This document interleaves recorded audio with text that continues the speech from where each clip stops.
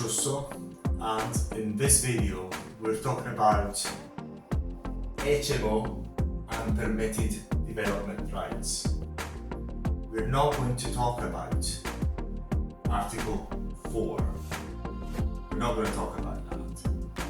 We're going to make an assumption in this video that there is no Article 4 that will prevent you from turning a house single let or a flat single let into a C4 use, which is HMO up to 6 people.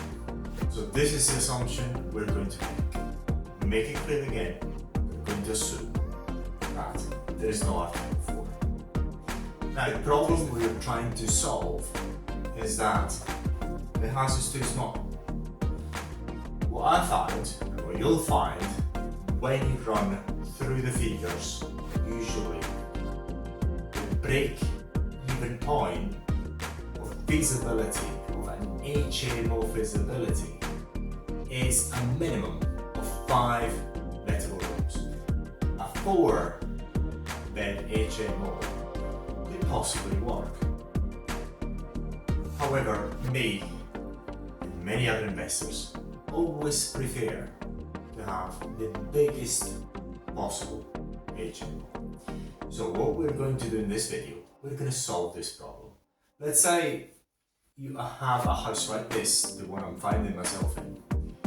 You have no Article 4 in this area. It's exactly where we are. And we have 4 lettable rooms. Exactly this house, for example. 4 lettable rooms. Now, 4 lettable rooms is not really good as an HMO, unless you're very cheap. There's some reasons for you to let it that way. This particular house is gonna be let later on as an HMO later.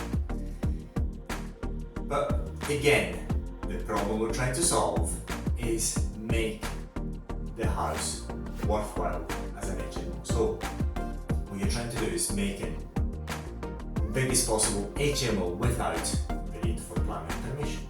So what can you do with permitted development rights? There's a trick I pulled off in one occasion. It worked really well. Is doing something called loft conversion plus dormer at the back. Both things are allowed without planning permission, and it's absolutely beautiful. So you don't need any permission whatsoever. There's limits to the dormer size under permitted development rights, which you have to look up. I'm not telling you what they are. They're quite pretty much, if you just look it up, you can put almost any size of dormer at the back. But again, it's your responsibility to make sure that you're working within those permitted development rights. So the dimensions, the type of construction, especially the dimensions of that dormer at the back of the house has to comply with the PD rights as defined by law, which you can read yourself. So whenever we do anything of the sort, we triple check this is what's going to happen, which is to say we're going to comply 100%. If you get it wrong, you either apply for planning permission retrospectively and hope for the best, or if you don't get it, you have to demolish and redo it. Good luck with that. When you do that, you always need building control. Always getting building control is not worth it to do it without building control. The reasons it's not worth it is just it's too risky, number one. And number two, building control will work with you to make a big loft conversion to make sure that it's done correctly. You spend a bit more, you insulate everything, but it's absolutely beautiful. We've done it in our house, and it's absolutely beautiful. It's very well insulated, very comfy indeed. So always do it with building control. You cannot get away with building control. The bank will ask you for what you call the building control approval that's been signed off. And also what you can do as well, if you need extra space within permitted development rights within any planning permission, you can expand up to 3 meters at the back of the house. There's other tricks, you can expand also sideways. I'm not going to talk about it, you can actually read it yourself. In this video we're not going to go into the legislation of things, but we're telling you what we have done and what you can do when you need to resolve the problem of having a small house and wanting to make it into an HMO. I'm talking about this because we've done it in the past, it worked beautifully, the investment was absolutely fabulous, and we're going to use it in the future because sometimes you don't get the deals you want all the time. So this is very good for us, for anybody who develops HMOs as we do, when you don't get the deal you want. So you get a four bed house, so to speak. So you can let 4 beds in the house with a living room and the kitchen, and everything is good there. But the numbers don't stack up. It's much better when you expand for it. So basically you do your calculation and usually the numbers stack up. You go into the loft, and what we managed to even achieve in one occasion with not only the dormer at the back but the dormer at the front. For a dormer at the front you need planning permission, which we got in one occasion.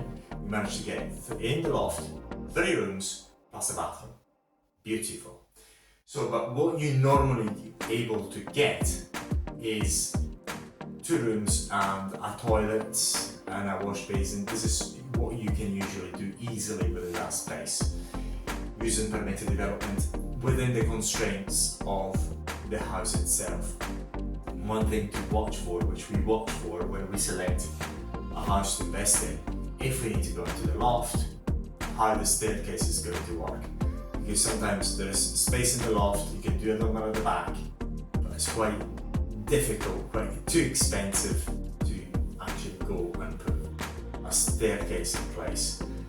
Depending on the area, this sort of investment is worthwhile or not. We found personally that it is much better not to go and do this sort of work because it's quite costly. However, if you stream a way around it, because we love HMO so much, it's such a good investment. If in case we cannot find such deals, we're just going to go into the loft. So once again, we hope that this video has been useful to you. The problem we're resolving here is expanding the house within the limit of the C4 use. C4 use. So you can make the house from a 4 into a 6 bed HMO, complying with all legislation. And again, once again, remember you, the owner, are always responsible. You are responsible, so double, triple check everything you're doing, because you make a mistake, you're going to pay dearly. The house is always there for everyone to see. You make a mistake, you'll pay for it. So triple check with all legislation, with your council or whatnot. What I'd like to say in this video as well, don't always take what the council says, especially the planning department, as gospel. Because sometimes you lie on purpose. We're going to make other information available about the council, the planning department lying in other videos, but again, here we've got a trick to turn any small house into a profitable 6-bed HMO. Going back to the investment, usually the investment you have to make to do a loft conversion with a dormer at the back ranges between say 30 to 50,000 pounds. But then if you add 2 rooms, which can bring, say for example, 350, 400 pounds each, you get a monthly extra income of 800 pounds, 700 pounds. If you do the maths, you'll see that usually these investments are quite good. So once again, thank you very much. Andres Russo here. We hope this solved a problem for you.